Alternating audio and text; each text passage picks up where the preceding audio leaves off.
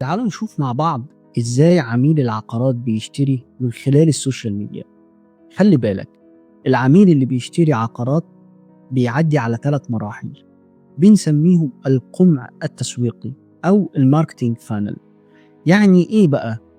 يعني العميل بياخد القرار بعد ما يعدي على 3 مراحل بنسميهم مراحل اتخاذ القرار.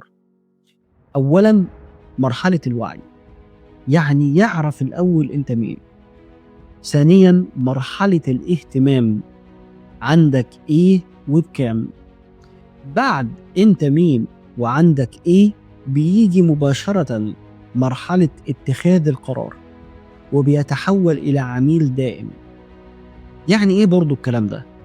خلينا نقول هي خطة بنرتب بيها شغلنا لجذب العميل. يلا بينا بقى نشوف المراحل دي بالتفصيل ونطبقها على عميل العقارات. مرحلة الوعي هنا هي مرحلة انت مين. خلي بالك، لازم تعرف الناس الأول على نفسك، على شركتك، على مشروعك. طيب مطلوب منك ايه في المرحلة دي؟ مطلوب منك تكتب بوست تعرف الناس على مشروعك، على المساحات المتاحة، على الأسعار، على أنظمة السداد. مطلوب منك ترفع صور لنماذج الوحدات. مطلوب منك تنشر فيديوهات لمراحل البناء أول بأول. ساعتها بس العميل هيروح يتنقل لمرحلة جديدة اسمها مرحلة الاهتمام. لما نيجي نوصل مرحلة الاهتمام، خلي بالك بقى، مرحلة طب ممكن أعرف أكتر. العميل هنا محتاج تفاصيل وأسعار. خلي بالك، العميل هنا بقى مهتم وبقى بيدور على معلومات عنك وعن اللي بتقدمه.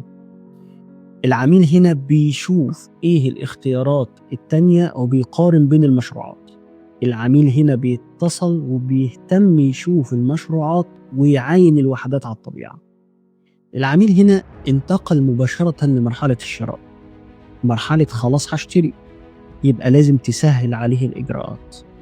يبقى لازم تبعت له الوحدات المتاحة والPDF عن طريق الإيميل والواتساب.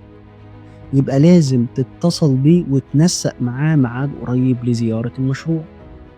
ركز الأول إن الناس تعرفك، وخليك فاكر إن الموضوع هيحتاج شوية وقت صغيرين.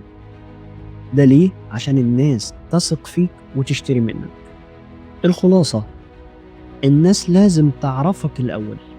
اعمل عروض تخلي الناس تهتم بيك، والبيع هيجي إن شاء الله.